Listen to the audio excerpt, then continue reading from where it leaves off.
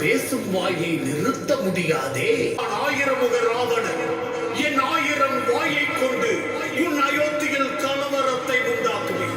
மக்களின் மனதில் குழப்பத்தையும் அதோடு அவநம்பிக்கையையும் உருவாக்குவேன். அறநெறி பாதையில் அநீதி பூக்கள் பூத்ததாக சரித்திரம் கிடையாது. நஞ்சு கலந்த உன்னுடைய ஆறு என்னுடைய நாட்டில் ஓடாது. நான் நினைத்தால்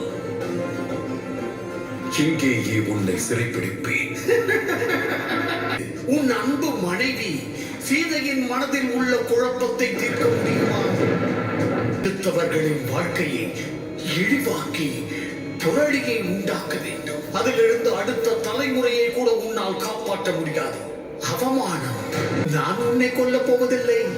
உன்னை இப்படியே உயிரோடு வைத்திருந்து நொடிக்கு நொடி கொல்லுவேன்.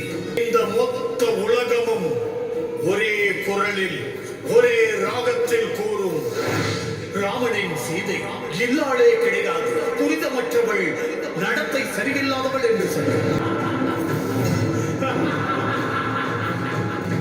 எவ்வளவு துணிவிருந்தால் என் தாயை பற்றி தவறாக கூறியிருப்பாய். ஹனுமான்,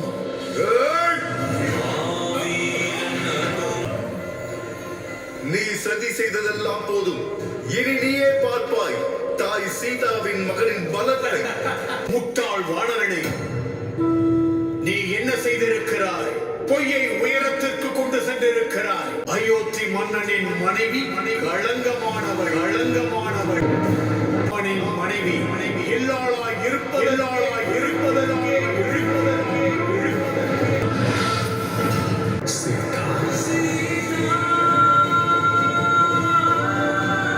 நீதி எத்தனை வலிமையான கவசத்தை அணிந்திருந்தாலும் என்னுடைய இனியவள் அதை உடைத்தெறிய நிச்சயம் ஒரு வழியை கண்டுபிடித்துள்ள எல்லோரும் இவர்கள் வாழ்வை விமர்சிக்கிறார்களே. ஆமாம், விமர்சித்து என்ன பயன்?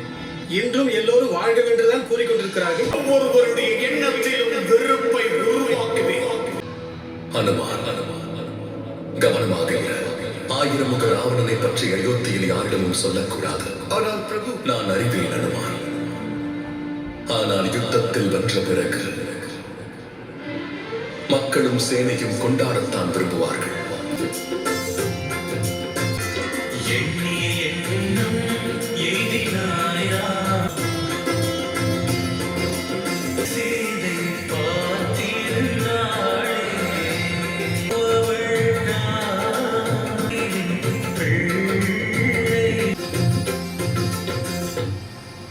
நம் ராமன் எத்தனையோ போரில் வெற்றி பெற்றிருக்கிறான். ஆனால் இதுதான் மன்னன் ராமனுடைய முதல் வெற்றி. இந்த பாசக்கர்ணனை அண்ணன் எவ்வாறு அழித்தார் தெரியுமா? அவன் இங்கே பூமியிலும் இல்லை, ஆகாயத்திலும் இல்லை. அண்ணனுக்கு அனுமன் தான் உதவி புரிந்தார். என் வீரக்கதையை கூறும் பொழுது உன்னுடைய வீரத்தை மறைத்து விட்டாய். நான் அசுரன் சங்கார்த்தமனை நீ தனியாளாக நின்று கொன்றாய். பாசக்கர்ணனை அழிப்பதற்கு உயிரை பணயம் வைத்து நீதான் எனக்கு உதவினாய். அயோத்தி இது போல ஒவ்வொரு போரிலும் வெற்றி பெறும். அயோத்திக்குள் நடந்தாலும் சரி, வெளியில் நடந்தாலும்.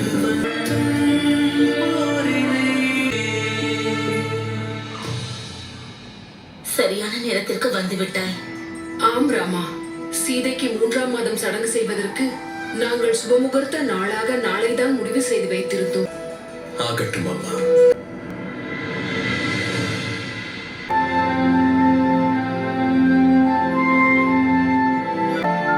என்ன யோசிக்கிறீர்கள்? அந்த பொம்மை நீங்கள் விளையாடியதுதான். கோசலை அம்மா தான் தந்தார்கள். அவர்கள் எந்த பொம்மையோடு தந்தை விளையாடினாரோ அதோடு மகனும் விளையாடட்டும் என்றார்கள். நீங்கள் மன்னனான பிறகு எனக்கு கொடுத்த வாக்கை மறந்து விட்டீர்களே. என்ன வாக்கு சீதா? நினைவில்லையா? என்னை மணக்கும் பொழுது கொடுத்த வாக்கு. ஒருவரோடு ஒருவர் நாம் இணைந்தவர்கள், சுகத்தோடு சேர்ந்து துக்கத்திலும் கவலையிலும் சமபங்கு எடுத்துக்கொள்வோம் என்று சொன்னீர்கள். என்னவாயிற்று? ஏன் உங்கள் முகத்தில் மகிழ்ச்சியை காணவில்லை? என்ன நடந்தது? என்னவென்று சொல்வேன் சீதா? காலமும் விதியும் என்னை மிகவும் சோதிக்கின்றது. அவற்றை நான் சந்தித்துதான் ஆக வேண்டும். தங்கத்திற்கே இன்று அந்த நிலைமைதானே. ஒரு அசுர சக்தியின் நிழல் நம் ராஜ்யத்தின் மீது பட்டுள்ளது. அது மக்களின் எண்ணத்தையும் மனதையும் குழப்பிக் கொண்டிருக்கிறது. உன்னுடைய மந்திரிகள் மற்றும் அதிகாரிகளுக்கு பேராசையை விதைத்து விடுவேன். தவறான ஒரு எண்ணம் நல்ல எண்ணம் கொண்டவர்களை பலவீனமாக்கிவிடும். குருநாதர் மற்றொன்றையும் கூறினார். அந்த எண்ணத்தை சக்திகளை கொண்டல்ல, ஒருவருடைய பண்பால் தான் வீழ்த்த இயலும். குருதேவர் கூறியது சரிதான் சீதா. ஆனால் அது அவ்வளவு சுலபம் அல்ல. காய்ந்த பானை மீது மண்ணை பூசுவது எவ்வளவு கடினமோ அவ்வாறு ஒரு மனிதனின் மனதில் உண்டாகும். பண்பாட்டையும் மாற்ற முடியாது சீதா. என் நாட்டில் உள்ள எல்லா மக்களுக்கும் கற்பிக்கப் போகிறேன். அதன் மூலம் தான் தீர்வு காண முடியும். எனக்கு உங்கள் மீது முழு நம்பிக்கை உள்ளது. நீங்கள் ஒரு முடிவெடுத்து விட்டால் அதை முழுமையாக நிறைவேற்றுவீர்கள். உன் துணையின்றி இது எல்லாம் சாத்தியமில்லை சீதா. வைத்திருக்கும் நாம் ஒன்று சேர்ந்து எல்லாவற்றையும் சரி செய்யலாம். நாம் இருவரல்ல மூவர் சீதா.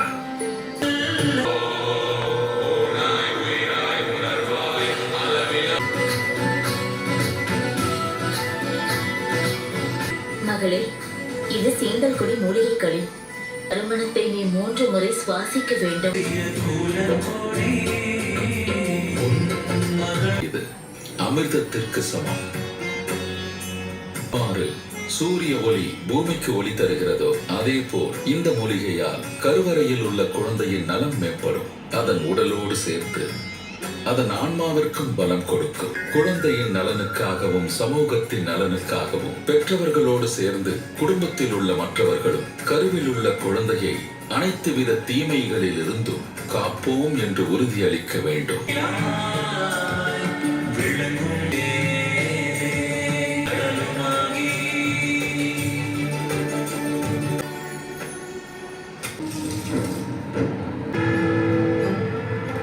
உள்ள கரை போகவே இல்லையே, ஏன்? இதை சுத்தம் செய்ய முடியுமா? இது கோவிலின் பின்புறத்தில் உள்ள மதில் சுவரின் கரை போல் உள்ளது. சிரமம்தான், நீங்கள் கவலைப்படாதீர்கள். இதை நான் நீக்கி கொடுக்கிறேன். மகிழ்ச்சி.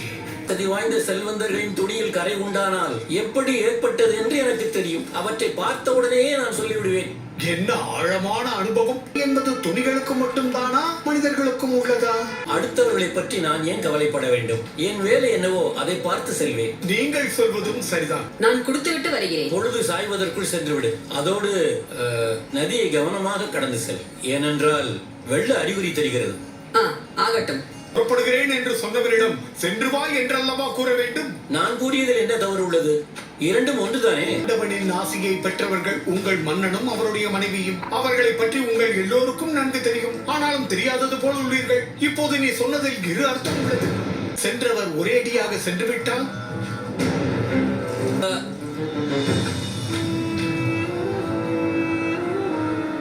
இதோ பார், பொழுது சாய்வதற்குள் நீ சென்று விட்டு வா.